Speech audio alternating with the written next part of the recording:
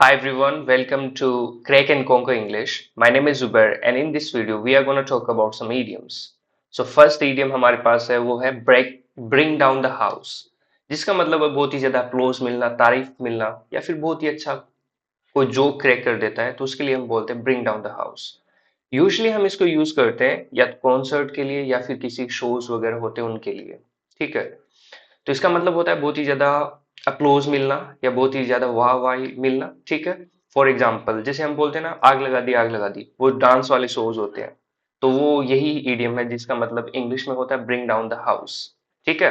तो उसने इतना अच्छा जोक क्रैक किया कि सभी ने बहुत ही ज्यादा है वो तालियां बजाई, अप्लोज किया, जिसकी वजह से जो हाउस था जहां पे स्टूडियो था वो गिर गया, ठीक है। तो it means to get huge positive reaction. Number two we have that is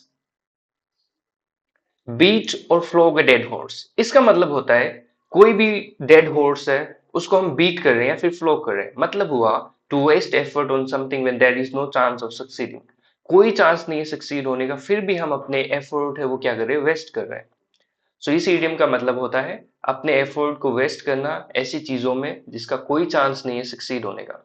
यहाँ पे देखो इस इमेज में यू कैन सी क्लियरली कि वो एक डेड हॉर्स को क्या कर रहा है, फ्लॉग कर रहा है. कोई फायदा है यहाँ पे, कोई फायदा नहीं है, ठीक है। उसके सारे के सारे एफर्ट है विल बी इन वेन, सारे के सारे एफर्ट्स है वो वेस्ट हो जाएंगे. Number three we have that is a feather in one cap, जिसका मतलब होता है an achievement to be proud of. एक ऐसी अचीवमेंट जिस पे आपको प्राउड है उसे हम बोलते हैं फीदर इन वन कैप, ठीक है। आपकी कैप है उसके अंदर एक और फीदर लग गया, ठीक है। मतलब क्या हुआ, एक और अचीवमेंट है वो आपने अपनी पर्सनैलिटी में, अपनी डेजिग्नेशन में है वो ऐड कर ली. Next one that is a pearl of wisdom. इसका मतलब होता है, ये बहुत ही ज्यादा रेलेवेंट लगता है मुझे आज का. Something or something someone says that is intended to be wise but is often not.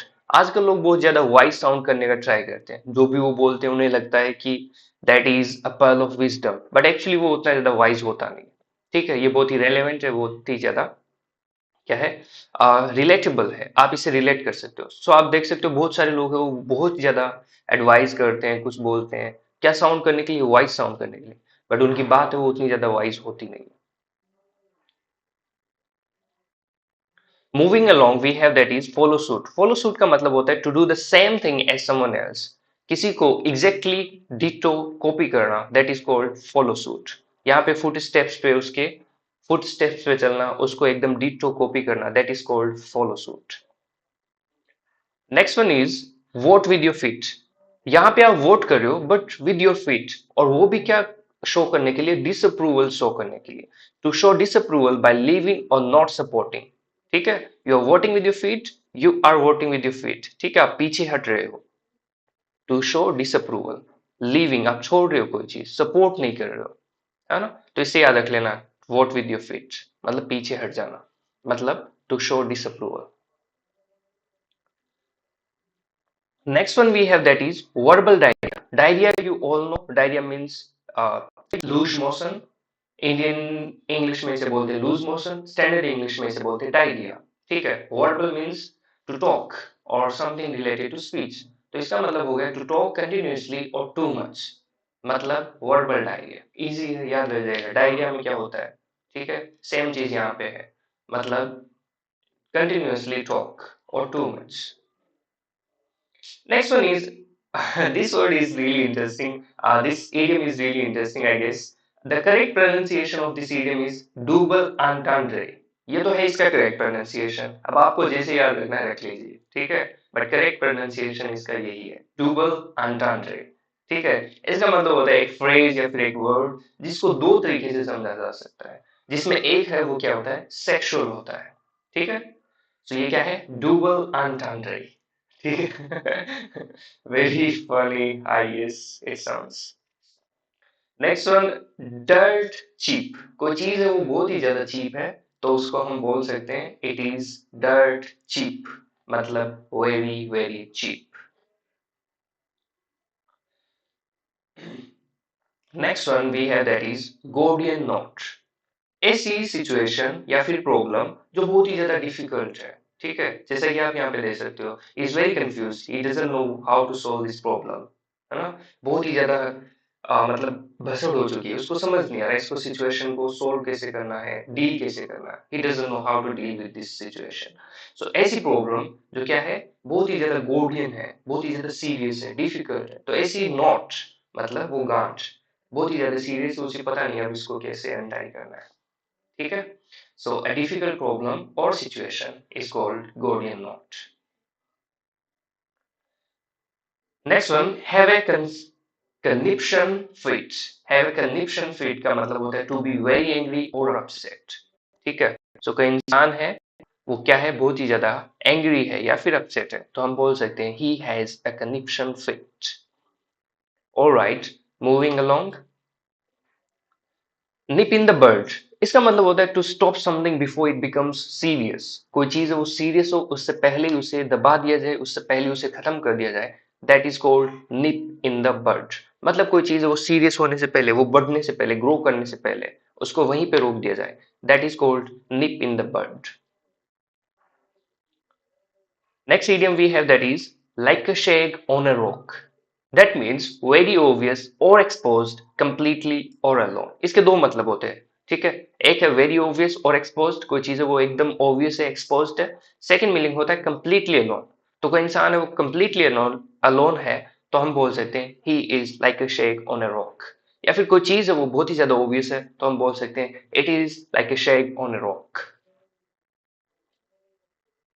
Next one is lily livered. Lily livered का मतलब होता है कोई इंसान है वो बहुत ही ज्यादा डरपोक है, ठीक है, कॉवर्ड है, तो उसे हम बोल सकते हैं लिली लिवर्ड।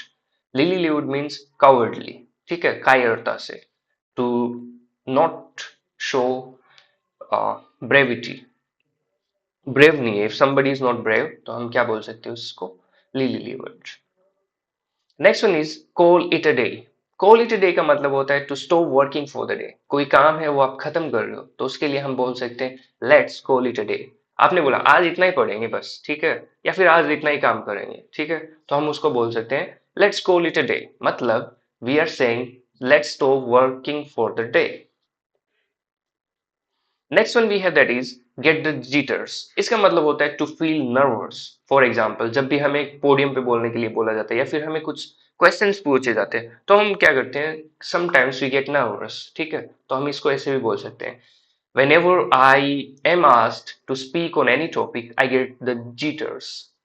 मैं क्या हो जाता हूँ, whenever I am asked to speak on any topic I get the jitters। मतलब जब भी मुझसे कुछ पूछा जाता है किसी भी टॉपिक पे बोलने के लिए, तो मैं नर्वस हो जाता हूँ। So get the jitter means to feel nervous. Next one is up in arms. कोई इंसान है वो बहुत ही ज्यादा एंग्री है, अपसेट है, तो वो क्या है, अप इन आर्म्स है, ठीक है, हाथ वो खोले रखा है अभी, मतलब ready, he is ready to hit or beat anyone, ठीक है, he is up in the arms, his arms are up, ठीक है, खुले हुए हाथ हैं, रेडी है, he is angry, he is upset. किसी ने भी कुछ बोला तो अब वो he'll beat. Next one is mellow out. Mellow का मतलब होता है रिलैक्स, मेलो आउट का मतलब होता है टू रिलैक्स और बिकम काम, ठीक है, जैसे कि यहाँ पे आप देख सकते हो। अ पेपर टाइगर मीन्स ऐसा टाइगर जो दिखने में समवन और something that seems powerful but is not. ऐसा टाइगर जो दिखने में तो बहुत ही ज्यादा क्या है, पावरफुल है, बट वो बना किसका है, पेपर का बना है, ठीक है, तो पेपर का टाइगर वो पावरफुल कैसे हो सकता है। सो ऐसे कोई इंसान या फिर कोई चीज जो बहुत ही ज्यादा पावरफुल दिखती है बट एक्चुअली नहीं होती है, उसे हम बोलते हैं paper tiger. Next one, pin back your ears का मतलब होता है टू लिसन केयरफुली, ठीक है। एक दो इडियम्स और होते हैं, लेंड मी योर ईयर्स होते हैं, ठीक है, आई एम ऑल ईयर्स होते हैं, इन सभी का मतलब क्या होता है, टू लिसन केयरफुली और टू पे अटेंशन।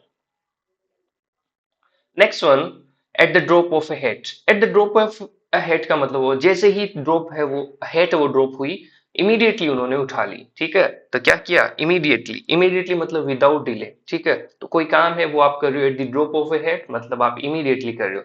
जैसा कि आप इस पिक्चर में देख रहे हो, जैसे ही वो हेट वो गिरी, वो जल्दी से इमीडिएटली दौड़ कर आए और उन्होंने उठा लिया। सो इसका मतलब हुआ eight the drop of a hate मतलब इमीडिएटली। देखो कुछ इडियम्स होंगे जिनके निमोनिक्स है वो आप खुद बना लेना, कुछ इडियम्स होंगे जिनकी निमोनिक्स है मैं आपको बता दूंगा। जैसे कि आप यहाँ पे याद रख सकते हो कि जैसे ही ड्रॉप है वो गिरी, वो इमीडिएटली आए, ठीक है, तो इमीडिएटली मतलब ड्रॉप ऑफ पे head.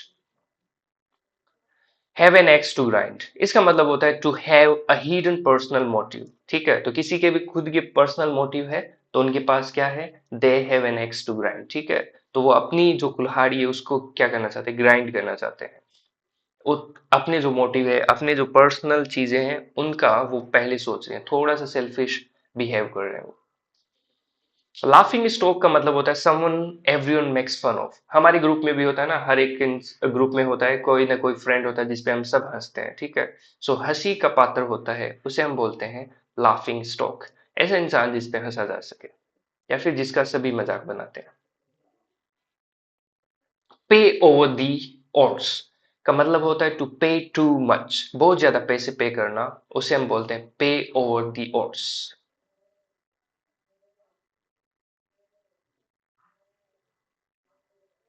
Next one, and that is a turn of the screw. इसका मतलब होता है an action that makes a bad situation worse, especially one that forces someone to do something. एक ऐसी एक्शन, ऐसे एक ऐसा काम जो बैड सिचुएशन को और बदतर बना दे, उसे हम बोलते हैं अ टर्न ऑफ द स्क्रू, ठीक है। स्क्रू है वो क्या हो गया, टर्न हो गया, मतलब एक सिचुएशन पहले से बुरी थी, उसको और थोड़ा बढ़ा दिया, तो वो क्या बन गई, अ टर्न ऑफ द स्क्रू।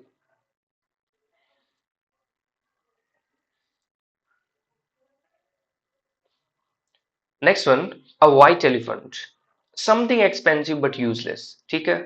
कोई चीज है वो बहुत ही ज्यादा एक्सपेंसिव है लेकिन उसका कोई यूज ही नहीं है, तो उसे हम बोलते हैं व्हाइट एलिफेंट, ठीक है। जैसे हम sometimes we buy things which are not really useful, फिर भी हम उन्हें खरीद लेते हैं, ठीक है। रीजंस कुछ भी हो सकते हैं। So sometimes we buy or sometimes we buy things which are white elephant.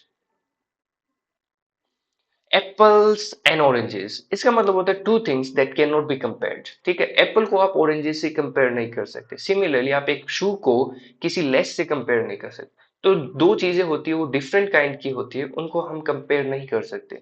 So apples can not be compared with oranges.